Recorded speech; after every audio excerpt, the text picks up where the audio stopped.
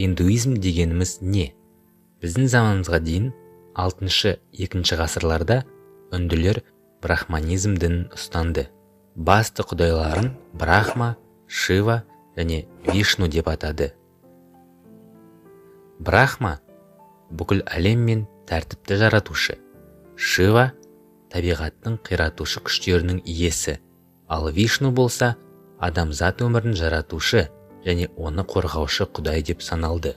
Брахманизмнің дамуы индуизмнің қалыптасуына негіз болды. Индуизмде бұрынғы құдайлар сақталды, бірақ индуизм жанның бір денеден екіншісіне көшуі, реинкарнацияны мойындайды.